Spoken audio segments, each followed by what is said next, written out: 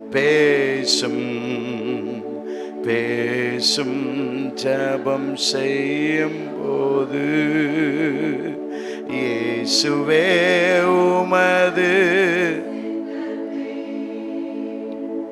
அடியேன் காண கிரு. நீங்க எல்லாரும் சேர்ந்து பாடுங்க பார்க்கலாமே.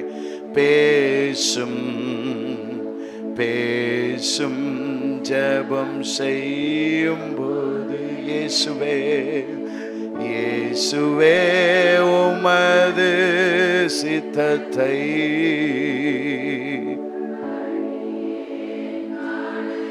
கிருபை செய்யு. Thank you Lord. Hallelujah. சோத்ரம் ஆண்டவரே, சோத்ரம் அப்பா, சோத்ரம் அப்பா. Hallelujah. Thank you.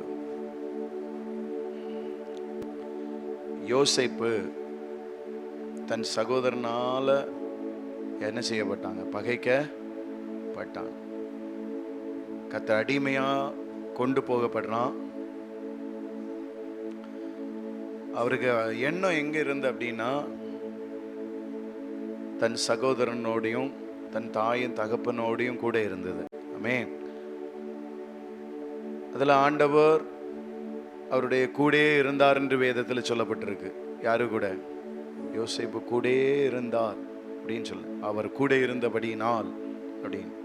அவர் கட்டங்களை தாண்டி சிறையில் அகப்படுறாரு, வெளியே கொண்டு வராரு.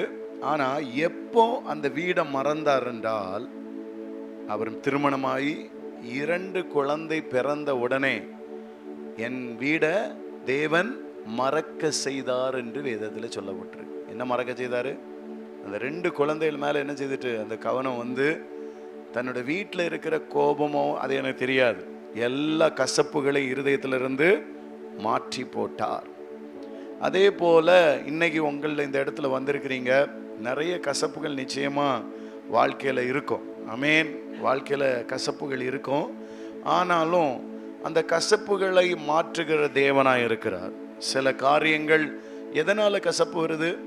நம்ம வாழ்க்கையில ஒரு முன்னேற்றத்துக்காக ஓடுகிறோம், அதை புரியாம நம்மளை எதெல்லாமோ சில காரியங்கள் நம்மளை தடை பண்றாங்க.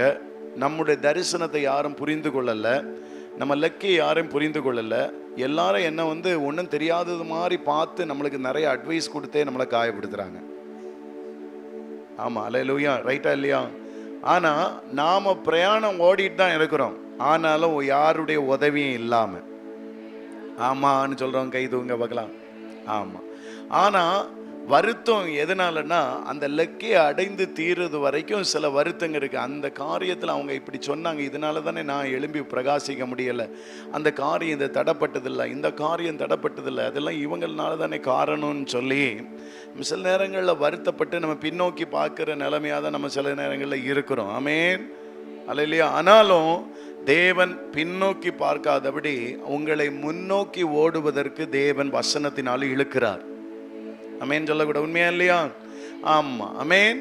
அதே போலதான் இவருடைய வாழ்க்கையிலையும் அவர் ஓடுற ஓட்டத்துல பின்னோக்கி பார்க்கிற ஒரு தன்மை இருந்திருக்குது. அமேன். என் சகோதரங்க, என் அப்பா, என் அம்மா அப்படின்னு. ஆனா இருந்தாலும் தேவனை நம்பி ஒவ்வொரு பகுதியும் கர்த்தர் எல்லாம் ஆகும். அவர் இந்த கட்டத்தை தாண்ட வைப்பார், இந்த கட்டத்தை தாண்ட வைப்பார், இந்த சோதனையில் நான் வெளியில வருவேன்னு நம்பி அவர் பெரிய காரியங்களை தேவன் செய்தார் அவங்க வாழ்க்கையில. ஆனா ஒரு கட்டத்துல எல்லா பரிபூரணம் அடைஞ்ச உடனே அவன் பழையதெல்லாம் மறந்து போயிட்டான். அந்த காயங்கள் எல்லாம் என்ன செய்து மாறி அவன் புதிதான ஒரு வாழ்க்கைக்குள்ள, ஒரு பிரசன்னத்துக்குள்ள அவர் கடந்து வருகிறார். அதே போலதான் உங்க வாழ்க்கையும் நிறைய கஷ்டத்துல, நிறைய காரியத்துல நீங்க கடந்து வர்றீங்க. காயப்படுத்தின நிறைய காயங்கள் உங்க மனசுக்குள்ள இருந்தாலும் ஒண்ணு நினைச்சிடுங்க, தேவன் முன்னோக்கி ஓடுங்க, பின்னோக்கி பார்க்காதீங்க. அமேன்.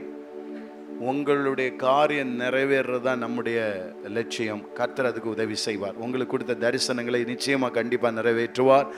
பாடுகள் மத்தியிலும் தேவன் பெரிய காரியங்களை செய்ய வல்லவராக இருக்கிறார்.